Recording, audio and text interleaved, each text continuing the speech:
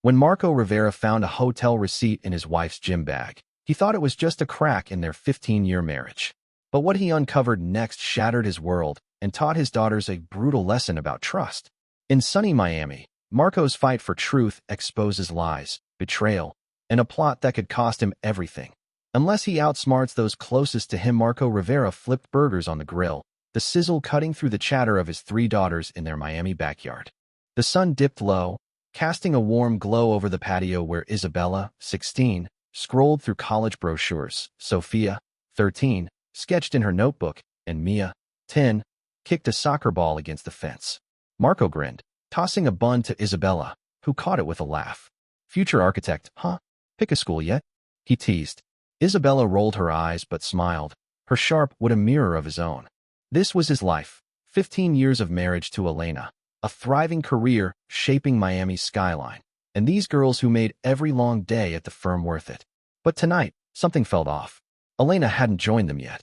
She'd texted about a late meeting at her marketing job, promising to be home by dinner. Marco checked his watch, 7:15 p.m. He shrugged it off, plating burgers for the girls. Mom's probably charming some big client, he said, keeping his tone light. Sophia glanced up from her sketch, her pencil pausing. She's been late a lot lately, she said, her voice quiet but pointed. Marco nodded, brushing it aside. Elena's job had always been demanding. Still, Sophia's comment lingered. After dinner, Marco cleared the plates while the girls sprawled on the living room couch, arguing over a movie. He headed to the laundry room to toss in a load, spotting Elena's gym bag by the washer. As he pulled out sweaty leggings, a crumpled receipt fell to the floor. He picked it up, expecting a smoothie bar tab. Instead, it was from the South Beach Marriott, dated last weekend, $189 for a one-night stay. His stomach twisted. Elena had said she was at a team-building retreat in the Keys. Why a hotel in Miami? He tucked the receipt into his pocket, his mind racing. Elena had been different lately, distracted, always glued to her phone, quick to change the subject when he asked about work. Last month, she'd come home from a client dinner, with a new perfume scent clinging to her, one he didn't recognize. Marco shook his head, trying to dismiss the unease. Maybe it was a mix-up, a booking for a colleague. He wasn't the type to jump to conclusions. But the receipt burned in his pocket. The next morning, Marco drove the girls to school, the Miami traffic buzzing around them. Isabella, in the passenger seat, was rattling off her college list, University of Miami, Florida State. You think Mom will help with my essays? She asked. Marco hesitated. She's got a lot on her plate, but I'll make sure we get it done, he said, forcing a smile. After dropping them off, he headed to his firm, Rivera & Sons, where his latest project, a sleek condo tower, was taking shape. His phone buzzed with a text from Javier, his senior partner. Swing by my office when you get in. Javier leaned back in his chair when Marco arrived, a sly grin on his face. Saw Elena yesterday at the Marriott, he said, swirling a coffee mug. Looking sharp, with some guy? Client, maybe? Marco's grip tightened on his briefcase. What time? He asked, keeping his voice steady.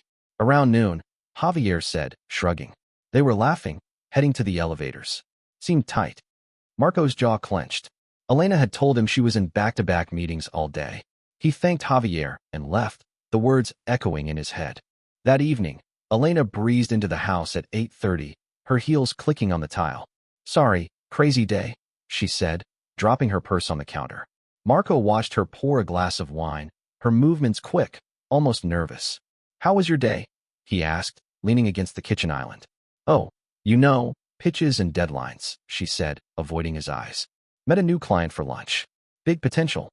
Marco's fingers brushed the receipt in his pocket. Where'd you go? He pressed. Elena sipped her wine. Some cafe downtown. Can't remember the name. He didn't mention the receipt. Not yet. But her vague answers, the way her hand hovered over her phone, set off alarms. That night, as Elena slept, Marco scrolled through their family phone plan records on his laptop. His heart sank. Hundreds of texts to a number he didn't know, late-night calls when she'd claimed to be working. He searched the number online, Carlos Vega, a real estate broker, recently divorced, based in Miami. Marco's chest tightened. He closed the laptop, the truth dawning. His marriage was fracturing, and he needed to act before it collapsed. The next day, Marco left work early to catch Isabella's soccer game, a rare chance to show up for his girls. Elena wasn't there, another client meeting. He cheered as Isabella scored, but his mind was elsewhere. After the game, Sophia tugged his sleeve. "Dad, why's Mom always gone?" she asked, her dark eyes searching his. Marco knelt, forcing a calm he didn't feel. "She's just busy, kiddo. We'll figure it out." But as he drove home, the girls singing in the back seat, he knew figuring it out meant facing a truth he wasn't ready for. Marco Rivera sat in his home office, the glow of his laptop casting shadows across the desk. The phone records he'd pulled last night haunted him. Hundreds of texts and calls to Carlos Vega, a man he'd never met, but whose name now burned in his mind. He cross-checked the dates. Every late meeting, Elena claimed coincided with hour-long conversations or sudden gaps in their communication. His fingers hovered over the keyboard, hesitating. Digging deeper felt like crossing a line, but ignoring the truth wasn't an option. He typed Carlos's name into LinkedIn. The profile loaded, a polished real estate broker, 40, with a slick smile and a string of recent deals in Miami's luxury market. Marco's gut churned. This was no client. The next morning, Marco dropped Mia at school, her chatter about a science project barely registering. Isabella and Sophia had already left for the bus, but Sophia's question from yesterday, "Why's Mom always gone?" echoed in his head. He drove to Rivera and Sons, his mind racing. At the office, he buried himself in blueprints for the condo tower, but Javier's voice broke his focus. "Marco, got a sec?" his senior partner called, leaning into the doorway. Marco nodded, wary. Javier's casual mention of seeing Elena at the Marriott hadn't sat right since yesterday. "Everything okay at home?" Javier asked, settling into a chair. His tone was too smooth, like he was fishing. Marco forced a neutral expression. "Why do you ask?" Javier shrugged, but his eyes lingered. "Just checking. You seem distracted. And, well, Elena looked pretty busy herself at that hotel." Marco's pulse quickened. "You said they were heading to the elevators. What else did you see?" Javier hesitated, then leaned forward. "They were close, man. Laughing, touching arms. Didn't look like a business lunch." Marco's jaw tightened, but he thanked Javier and turned back to his work, his mind spinning. That evening, Elena came home at 9 o'clock, her purse slung over her shoulder as she kicked off her heels. Marco was helping Sophia with algebra at the kitchen table, but his eyes tracked Elena's movements. She grabbed a water bottle from the fridge, her phone buzzing incessantly. "Long day?" Marco asked, keeping his voice even. Elena nodded, distracted. "Yeah, pitching to a new developer. Exhausting." She didn't meet his gaze, her fingers tapping her phone screen. Marco glanced at Sophia, who was watching her mother with a frown. "Mom, you missed my art show today," Sophia said quietly. Elena froze, then sighed. "I'm so sorry, sweetie. Work's been insane." Sophia's lips pressed into a thin line, and she returned to her homework. Later, as the girls slept, Marco found Elena's iPad on the living room couch, left unlocked. His heart pounded as he opened her email. The inbox was a minefield, dozens of messages from Carlos Vega, starting months ago. He clicked one, dated last week. "Can't wait for our weekend. You deserve to feel alive." Elena's reply made his stomach lurch. Marco's so caught up in his projects. "I feel like a ghost here." Attached was a photo, Elena and Carlos at a rooftop bar, her smile brighter than Marco had seen in years. Another email mentioned a spring getaway to Key West, when Elena had told him she was visiting her cousin in Orlando. The betrayal sank in, sharp and cold. The next day, Marco called in sick, something he hadn't done in a decade. He drove to the Marriott, the receipt from Elena's gym bag in his pocket. At the front desk, he asked about the booking. The clerk, after checking, confirmed it was under Elena's name, paid with a credit card he didn't recognize. "Was anyone with her?"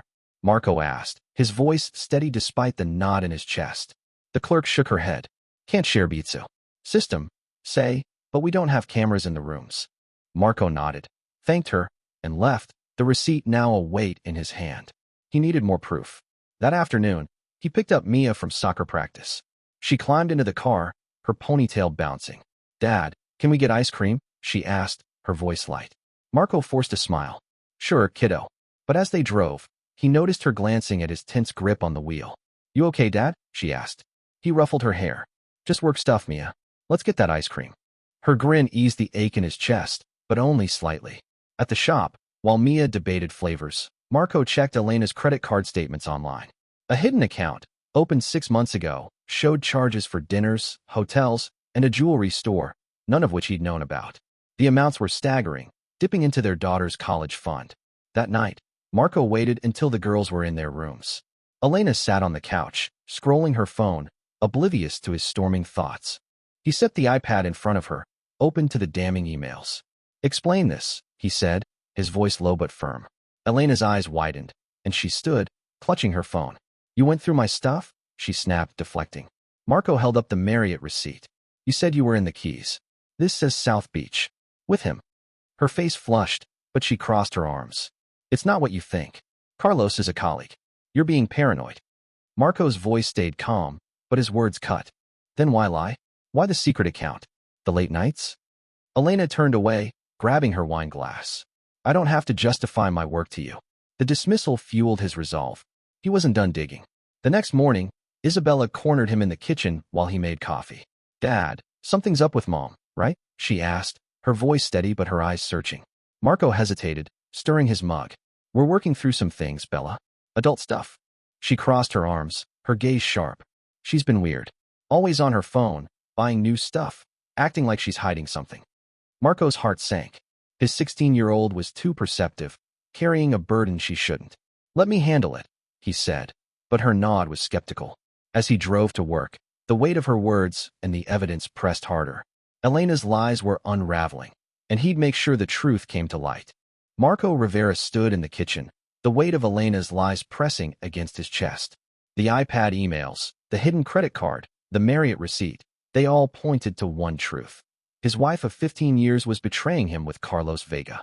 He'd confronted her last night, and her deflections only fueled his determination. Tonight, he'd push harder. The girls were upstairs, Isabella studying, Sophia sketching, Mia watching videos. Marco waited, the hum of the fridge the only sound as Elena walked in at 9:45, her keys jingling. She froze when she saw him at the island, the printed emails stacked neatly before him. "We're talking now," Marco said, his voice steady but sharp. Elena set her purse down, her shoulders tensing. "Marco, I'm exhausted. Can this wait?" He slid the emails toward her. "No. Read them. Explain why you're planning trips with Carlos while lying to me and the girls." Her eyes darted to the papers, then back to him, her lips parting in shock. She grabbed the stack, flipping through pages. Her words to Carlos, intimate and cruel, calling Marco distant, their marriage stale. "You hacked my email," she snapped, her voice rising. Marco leaned forward. "You left your iPad open. You lied about Orlando, the keys, everything. Who's Carlos?" Elena's defiance cracked, her hands trembling. "He's someone who listens to me," she admitted, her voice dropping. "You're always working, Marco. I felt invisible." The confession hit like a punch, but Marco kept his composure. "So you steal from our family? Lie to our daughters?" Elena's eyes glistened, but she straightened. "I didn't steal. I just needed something for myself." Marco pointed to the door. "Pack a bag. You're not staying here tonight." She stared, stunned, then stormed upstairs, slamming their bedroom door. The sound echoed, waking Mia, who peered down the stairs, her voice small. "Dad, why's Mom crying?" Marco's heart broke, but he knelt, forcing calm. "We're having a tough talk, kiddo. Go back to bed." Mia hesitated, then nodded, retreating. The next morning, Elena was still in the house, acting as if nothing happened. She poured coffee, chatting with Sophia about school, but her cheer felt forced. Isabella, eating cereal, shot Marco a knowing look.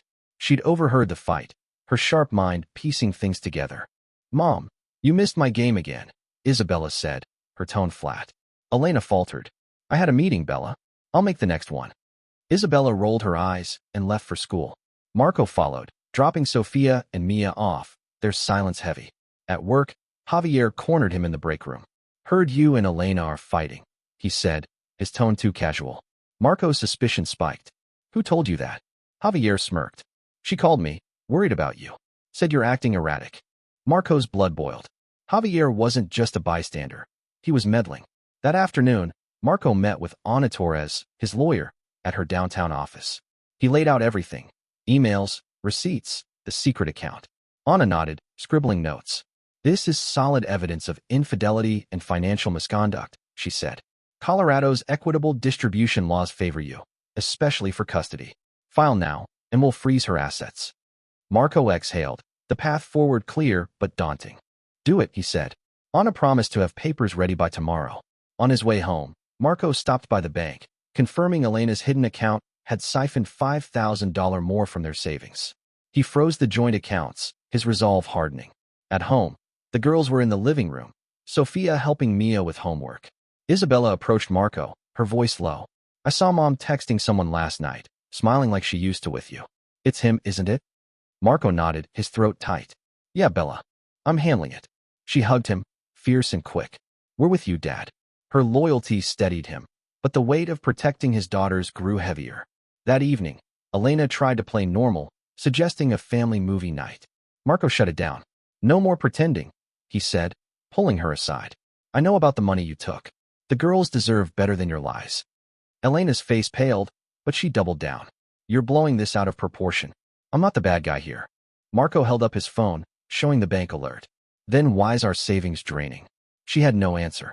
The next day, Marco caught Javier reassigning his condo project to another architect, claiming Marco was unfocused.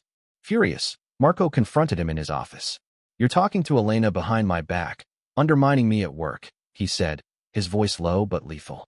Javier leaned back, unfazed. I'm just looking out for the firm. Marco stepped closer.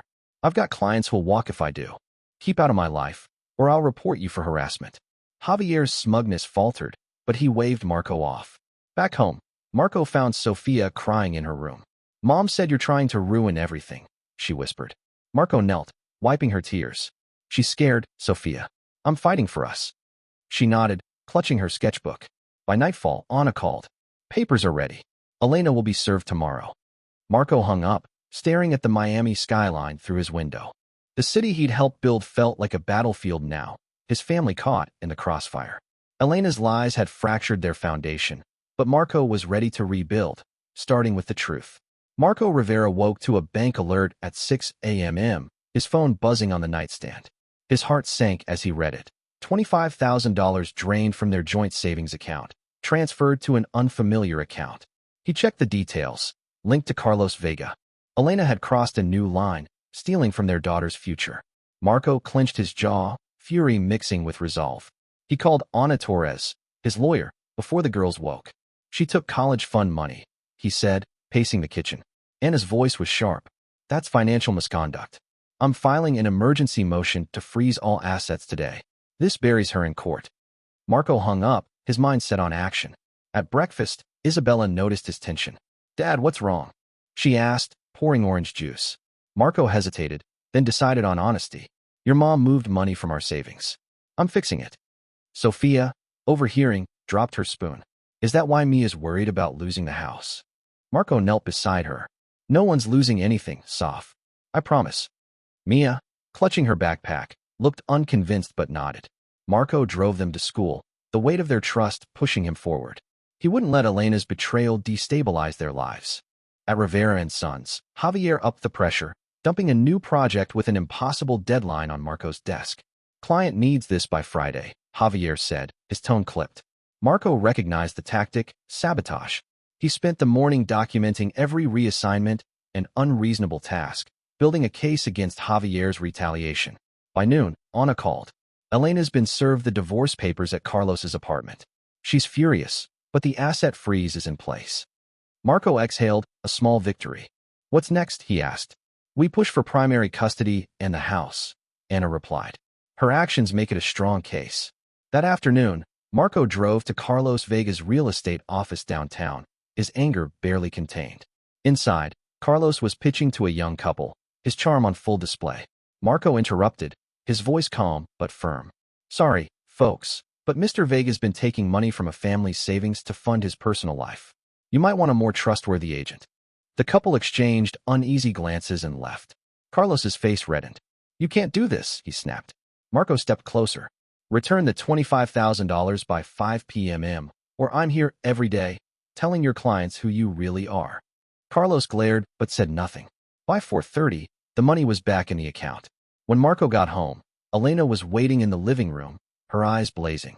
You humiliated me at Carlos's office, she shouted, as Isabella and Sophia hovered nearby. Marco kept his cool. You stole from our girls. What did you expect? Elena's voice cracked. I was trying to start over.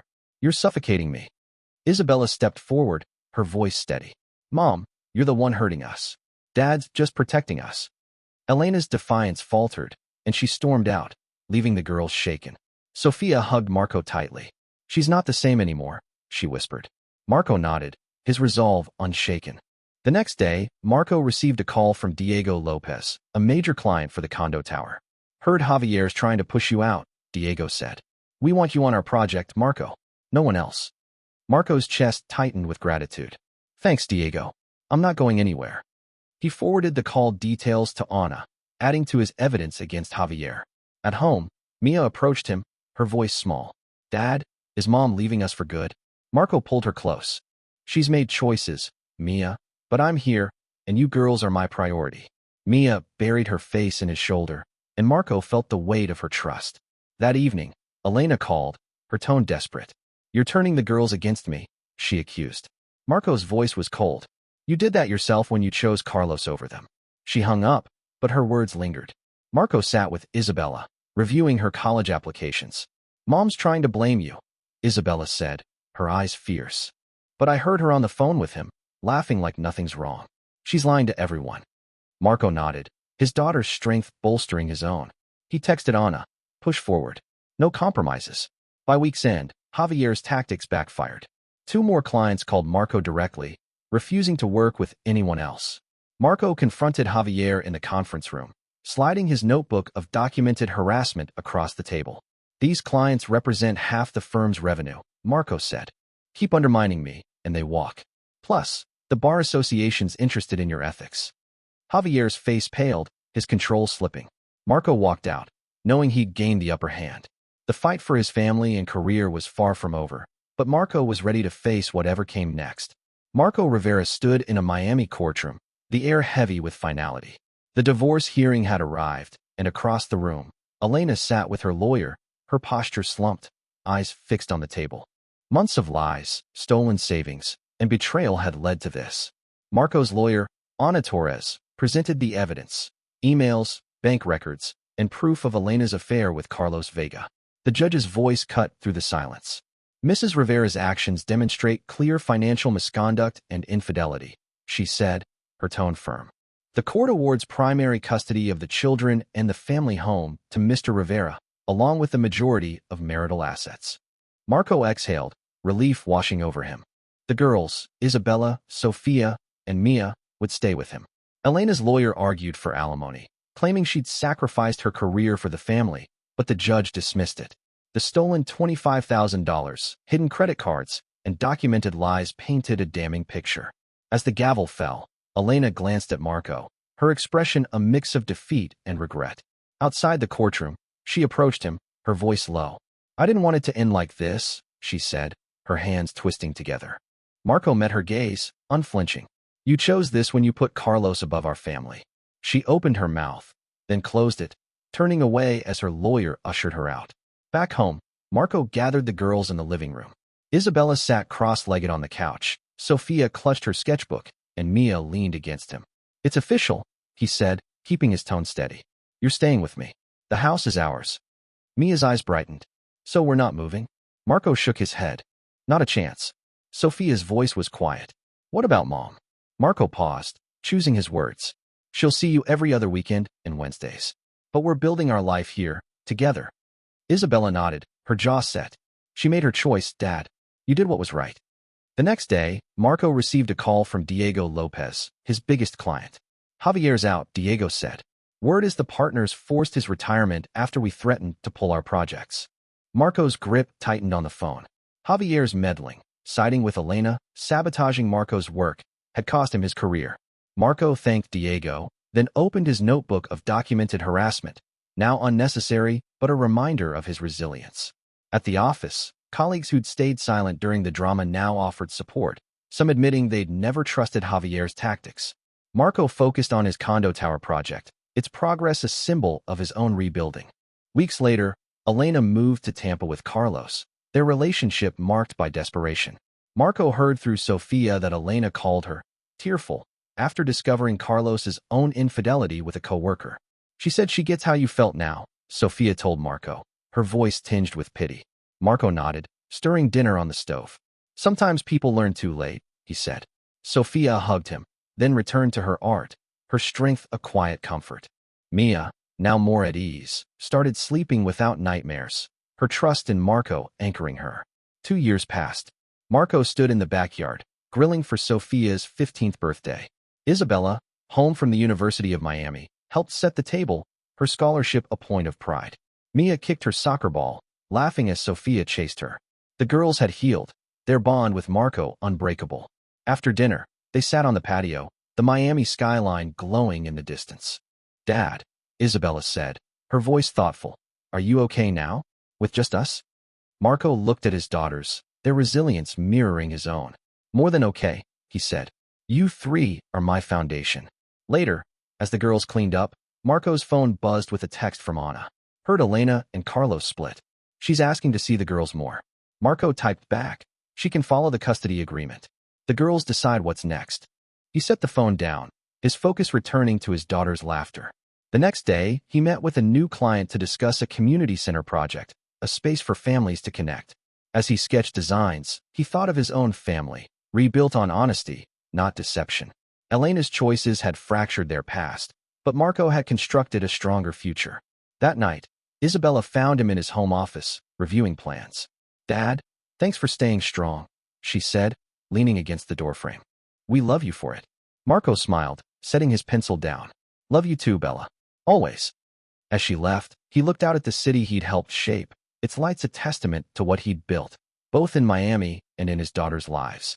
The pain of Elena's betrayal had faded, replaced by a life grounded in truth and trust.